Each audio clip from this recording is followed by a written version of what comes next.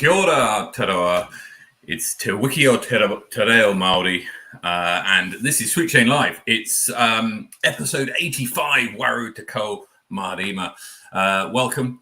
Hope you're all having a great evening. We've got a great show for you tonight. Unfortunately, my guest host, Brady Cush, he couldn't be with us tonight. He's got another engagement, which puts him out of action. But so you've only got me today, but we've got a great show lined up. We're going to be going All Blacks in 40. Yeah, all right, okay, I'll get on with it. First up, we got hot scores from around the country, and then we're going to jump into quite an interesting topic that came up in the Team Sweet Chain chat, which was around PGA leagues, and some people were wondering how to set them up. So if you're sat there wondering how do I set up a PDGA league, we're going to take you through that. We're going to go through the process, and I'll also be able to answer any questions that you've got on any PDGA league questions. So sling them in the comments below. If you've got any questions or concerns, or you want to know anything else about how to run a PDGA league, we'll get onto that. There's also been some pretty big news that's come out in the last week, so we'll be covering that and going through the events that are coming up. So, hot scores. Starting in Te Waipaunomo, starting at Waihopai is Nicholas Stout with a 10 under par. Well done to Nicholas Stout at the Queen's Park disc golf course in Waihopai. Over to Otepoti, and in Chingford it's Tom McKay and Kelvin Cummins who both tie to hit 5 under par. Over at Brockville, Tom McKay and Jack Maffey hit the hot scores with 7 under. And over in Tahuna at the Gardens, it's Peter McKay with a 16 under par. Tucker Beach saw Dylan Budge and Callum hit 3 under par. And over at Jardine, it's Gus Van Gisteren who hits 6 under par. Across to Wanaka and Ely Point, Ryan Cambridge with 5 under par. And Ryan Cambridge locks out Wanaka once again with Lismore's hot round with 12 under. Over to Ototahi, Jelly Park, Scott Brooker and Ashton Clark hit 11 under par. And over at Brooker Ave, this is on the subject of languages, Bryn Hill. Bryn is hill in Welsh, so good they named him twice, and he's good enough this week for a 6 under par at Brooker Ave, so well done to Bryn. Over at Queen's Park is Jamie Batchelor, who hits a 2 under par. Rounding out the Garden City. Up to Waiharakeke, it's Taylor River, is Cody Golding, who hits 4 under. Sorry, who hits +1 at the Taylor River course in Waiharakeke. Heading up to Te Ika ao Maui, to Whanganui Atara, is Baron Paul's course, is Jung Ha, hits 6 under par. Well done to Jung. And over at Hikoikoi, it's Andy Davey, who hits -3. New name for us at Harcourt Park, Ben Morrison hits +2 for the hot score this week in Upper Hutt. And over at Te Papaoia, it's Arthur Horn who hits 7 under par. Up at Namotu, it's Dwayne Goodman who hits 5 under par in Maryland's. And Topors, Sean Ashford does enough at Spa Park to hit even par for the week. Over at Omanawa, it's Brad Taylor who hits 2 under par. And finally, up in Henderson at Tamaki Makoro is Sam Den Hartog who hits 7 under par. So congratulations to everybody there. And if I made any mistakes in your town's pronunciation, my apologies. Right, those are the hot scores for the week. Let's have a look at leagues. Now, it's the time of year when people like myself start organising disc golf leagues, and you might be sat there thinking, I'd love to get involved in one, but there's no one around in my local area. So what we're going to do is, I thought it'd be good to go through how to set up a league. It's really, really, really easy. I did this earlier on tonight, actually, for the Wellington Spring League. So this is so easy to do. What you need to do is, first up, let's get the screen on screen, and then you'll be able to see what I'm doing. All right, where am I? I'm here, and then I go to here. Right, and then I want to put it there. I'll put it there. Yeah, let's put it there. Right. Okay. So now we're on the PDGA site. This is so I'm logged in as me. So make sure that you've logged in to the site. Now, in order to do this, you need to be an official on PDGA. So you need to have passed the officials exam. If you want help on how to pass the officials exam, then go back a few episodes, and we actually go through the whole test. In how to take the test, what kind of questions are likely to come up, and we actually do the test live on the show. So you'll get a very good idea of what you need to do to get the official status. So head over to there. When you get to there, head over to the page which is PDGA Sanctioned League. I think you get to it through here, PDGA Leagues, and then league sanctioning. And what this from here, you just fill out the form. It's ever so easy. The event name goes in here. As you can see, I filled this out earlier on. You choose what divisions you're going to go. You choose a start and an end date. This is the first point.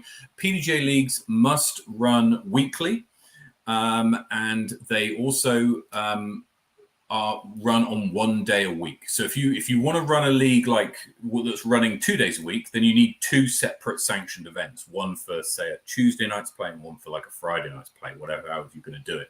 So if you're going to run it on the same night each week, which is what's going to happen with the Wellington Spring League, which is coming in October, beginning of November, then that will be run on a Wednesday, once a week, every Wednesday. You'll be able to find the you stick in your start dates. You don't need to worry about too much of this. The event will be hosting distinct divisions on separate days at the same venues. That's more for tournaments.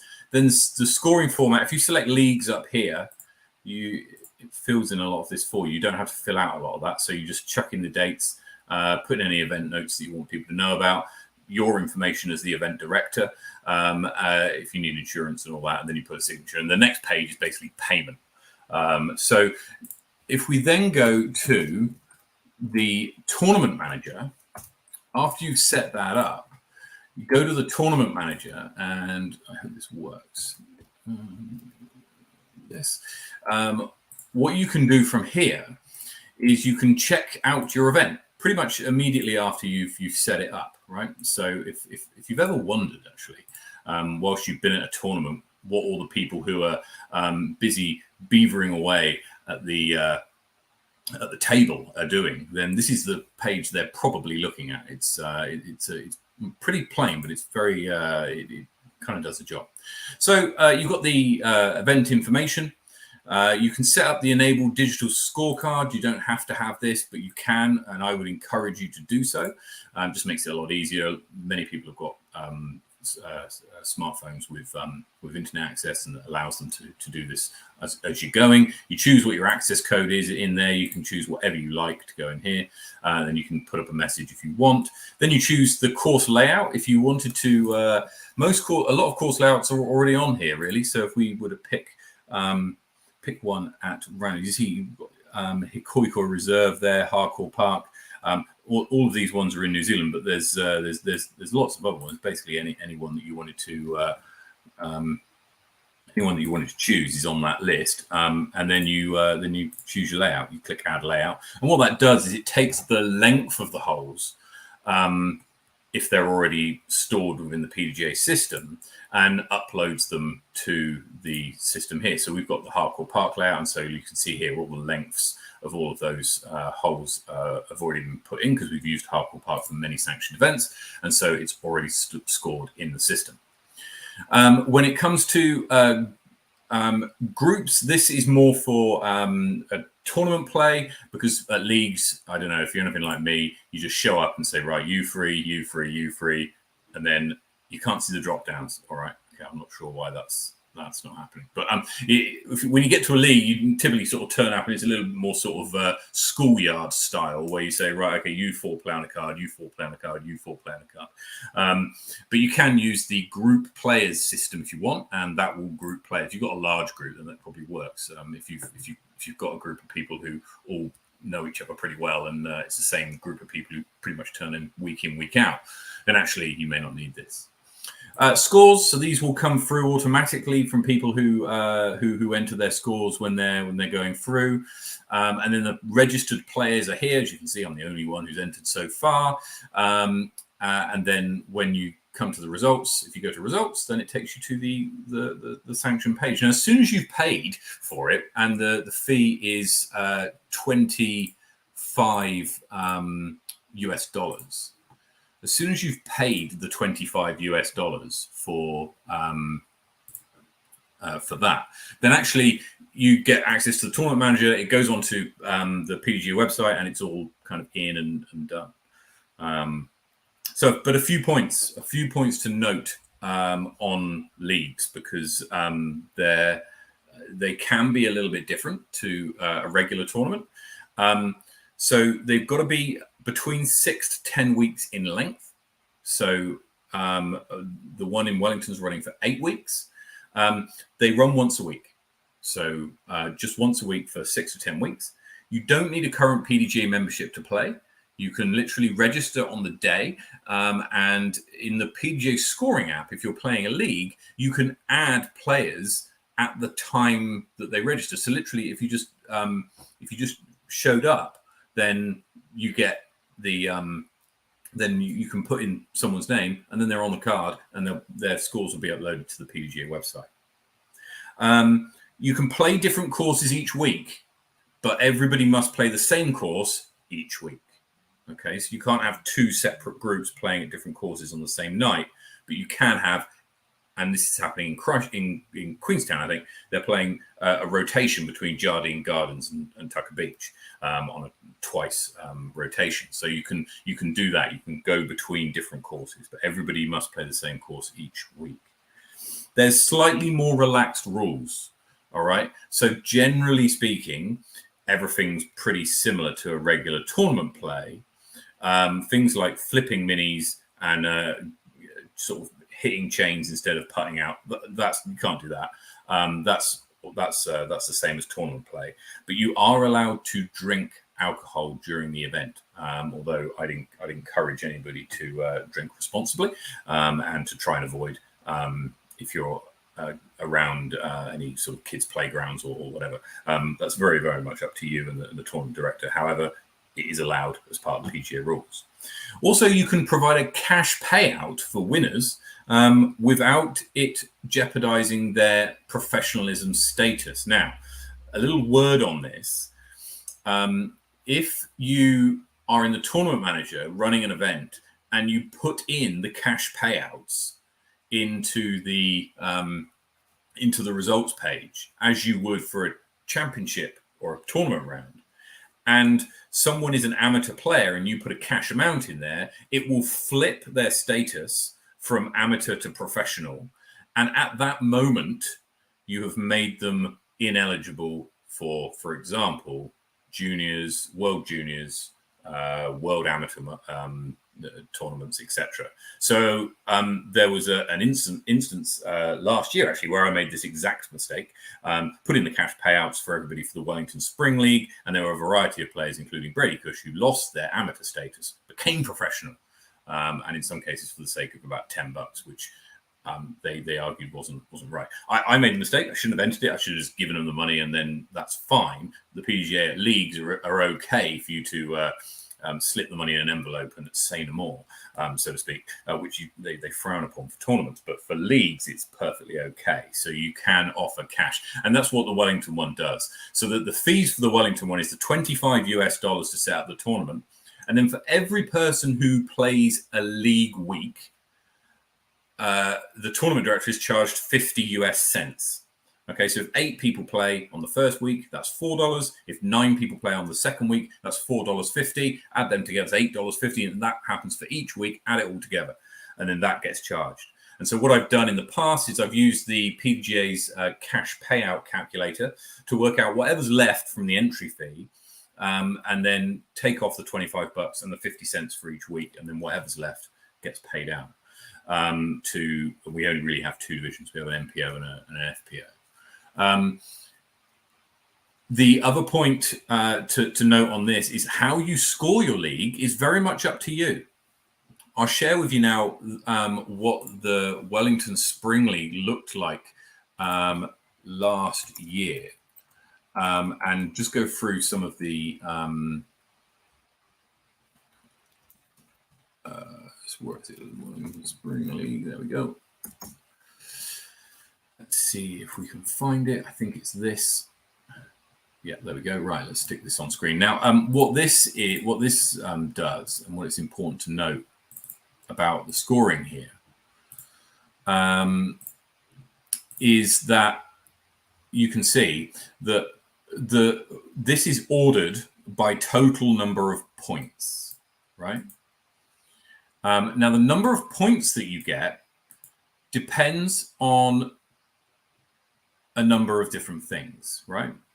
The way it's scored is for MPO in leagues, I think it's 2.5 points for every person you beat or tie with, plus yourself in any league week, right? So in this round one, where Chris Sinai finished first, he beat all of these people. Because there were, 3, 6, 9, 12 people entered, he would get 12 times 2.5. He'd be getting 30 points for this particular round week. When it came to round two, Chris finishes second to 13 players. This is 3, 6, 9, 12, 13. So again, he's picking up 30 points because he beat 12 players plus himself. He lost to Brady. Brady would be picking up 32.5 points. So what this means is that if there's a particular week where there's very few players playing, like there was on round 7, it's probably particularly bad weather or whatever, then on this week where Chris Sinai takes out the win, he's only picking up 7 times 2.5, which is 17.5 points. So on a week where not many people show up, you score fewer points than a week where many people show up. So just be aware of that. Now, if you want to score your league like this and go based on points on the PDGA league, you can do. All right. If you want to do that, go for it. We won't be doing that for the Wellington Spring League this year. We'll be running it slightly differently. So if you're intending on playing Wellington Spring League, then listen up. This is how we're going to do it. There's 8 rounds in total. We will score your top 6 rounds of those 8. Okay, you can play as many of those 8 as you like, but we will only take the scores of your 6 best rounds. Okay, it costs $5 to enter each week, or $30 gets you into the whole thing. So if you're only in Wellington for the day and you want to play a sanctioned round of disc golf on a Wednesday night in Harcourt Park, come along, $5, you're in, and you get a sanctioned round. It will go on your record and everything else. If you're going to be around for a couple of weeks, but you're not sure whether you can make the full amount, then you might still want to pay weekly. If you think I'm in this for the long run, I'm going to play all 8 weeks and I'm going hard, then the $30 option is probably for you. But either way, you won't pay more than $30. And once you pay $30, that'll get you access to all 8 weeks worth of ratings and scores. But for the Wellington Spring League, ignoring what it says on PDGA, the Wellington Spring League will take you to top best 6 results. What this could mean is that somebody could, somebody could win the league, but not finish high on the PDGA league, right? Or not, they could win the PDGA league, but not do the win the others. So it counts as a win. It goes on to I don't know if it goes on to your career wins actually. We can just have a look at this a minute. On your career wins on the no, it doesn't. It doesn't appear on your career wins on your PDGA page. You'll get PDGA ratings for every single round that you enter. Okay, so we'll only be taking the top 6. And it's not ratings we're going to be taking, it's the top 6 scores. So the ratings run slightly different. It's the top 6 scores that we'll be taking and adding them up, essentially, and the person with the lowest wins. But you'll get ratings for each round. Now, I don't know if Ethan Stout's tuning in. Ethan, if you are, just drop a comment. Because there has been some feedback flying around that leagues produce lower scoring rounds than tournaments. Apparently. And so, yeah, so so if you're one of those people who believes that to be the case, then I would direct your attention to the PDGA article on their page called "Busting the Lower League Ratings Myth," and you'll find this on the Rating School Leagues versus Tournament Part 1. I had to Google this page. It's from 2016. It's been around a while. Not much has changed in the PGA rating calculation since then. But I'll allow you to read this. It's got lots of stuff. Our analytics team was going crazy for all of this, all of these numbers and sums. But I'll let you read those over in your own time. But what that does is it talks about how there's reasons why leagues are often scored lower than tournaments for the same kind of round. His past even sounds better. Fair enough, Levi. So, but basically, what the reason in short is that people play better at leagues. So you need to shoot better in order to have a rating that's similar to what you might receive in a tournament. And the reasons why you might shoot better at a league, well, if you think about it, there's probably a little bit less pressure. You think you turn up at a tournament in your own hometown.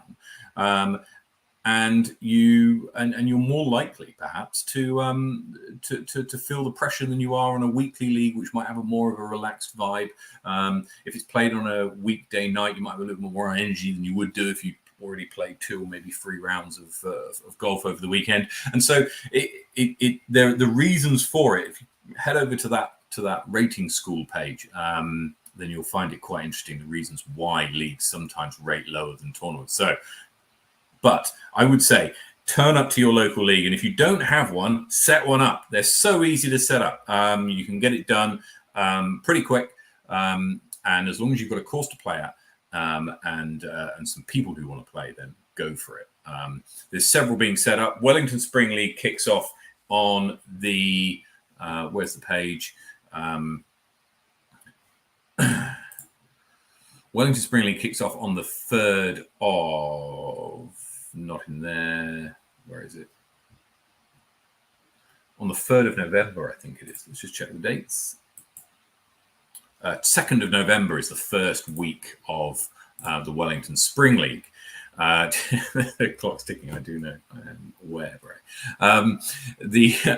So if you want to play in that league, then registration is open. All you need to do is just give us a shout. And drop us a note, and I'll tell you how you can enter, and you can get all that sorted. That's Wednesday night up at Hart Park. 6:30 is the tee off. We're starting a little bit later than we did last year. Last year we started in October, and it turned out that it got a bit dark, a bit quick early on. So later on, this time we're going to be starting a week or 2 after. Right, now into some news to round us off, because Bray wants to go and watch the All Blacks. You may, if you've been living under a rock for the last few days, then you won't know that Simon Lizotte and Avery Jenkins are coming to New Zealand.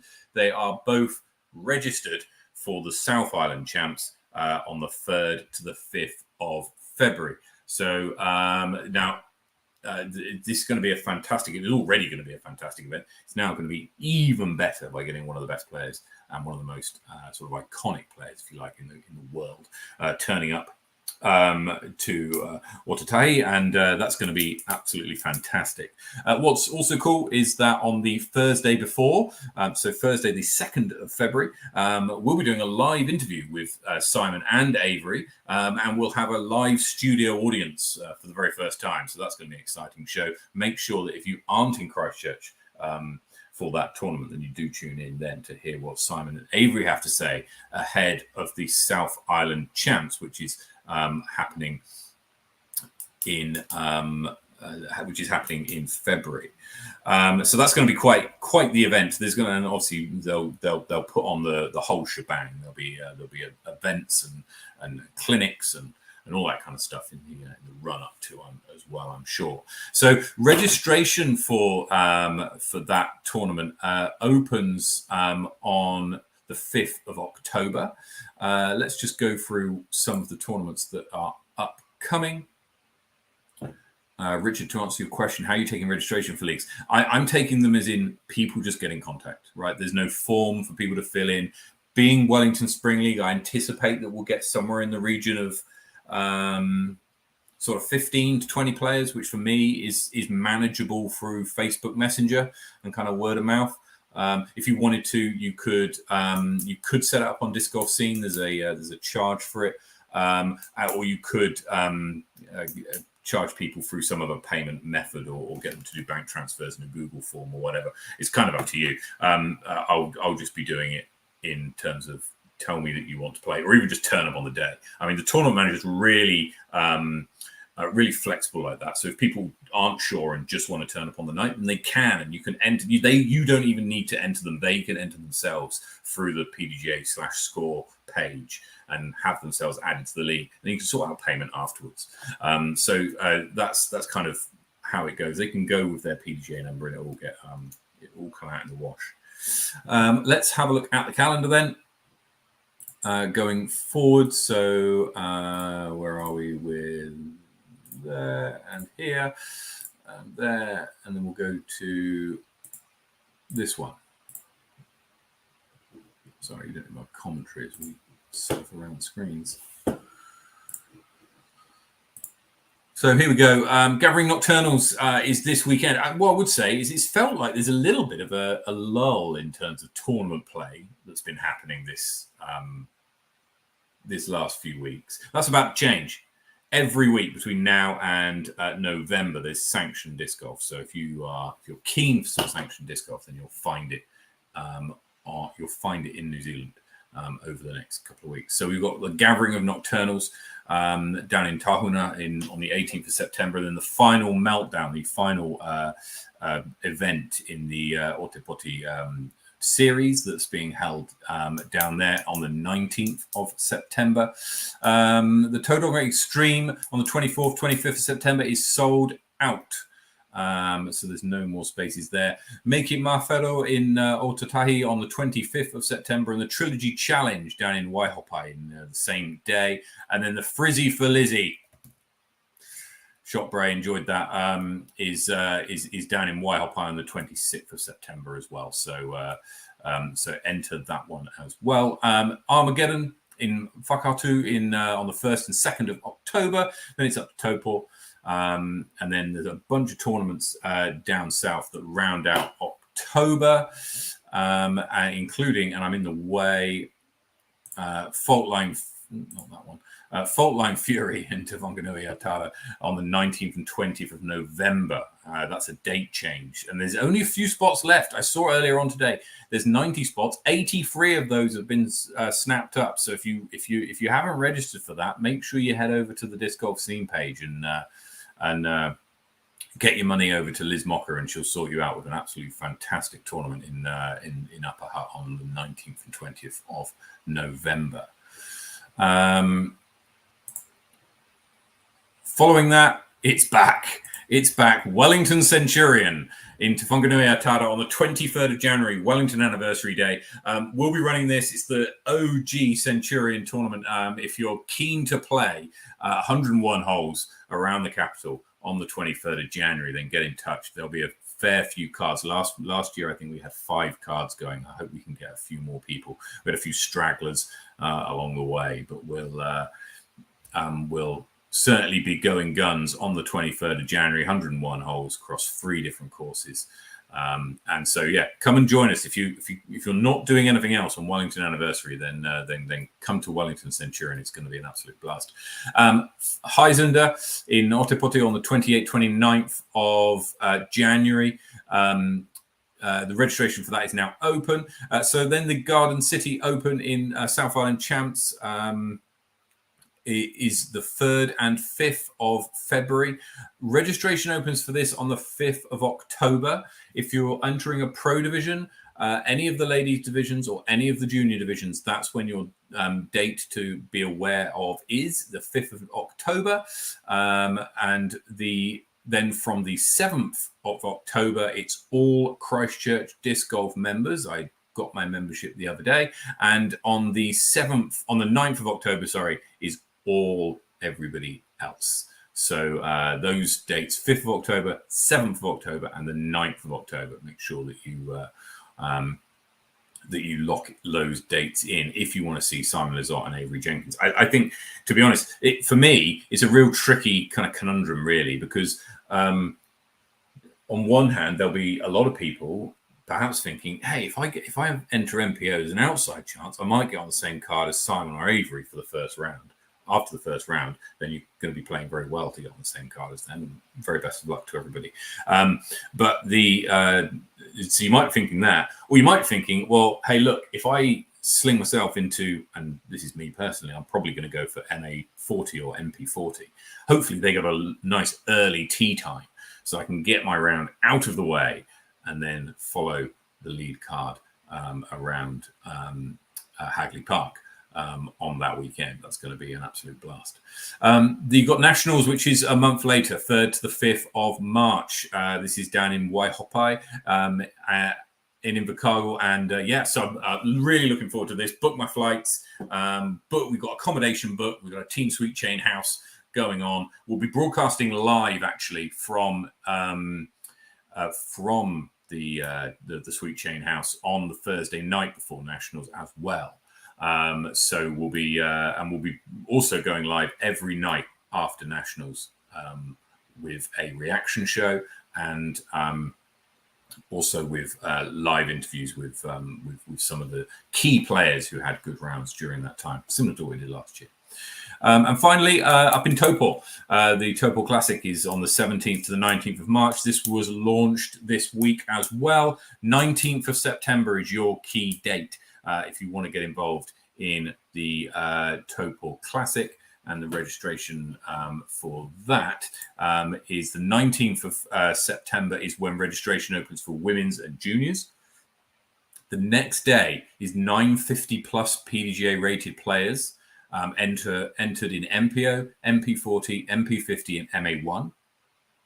And then registration for other divisions based on PDGA ratings. Now, I'm not going to read them all out to be here all day, but if you go over to if you head over to the disc golf scene and to the Topol Disc Golf Classic page, you'll see all the ratings requirements there. 850 is broadly what you need, unless you're playing MA1 or one of the Pro Masters divisions, and then it's 900 rated, and then on the 22nd of September, that's when open registration occurs. So you can get your registration in there if you're not in one of those events. So quite a bit of disc golf happening over the next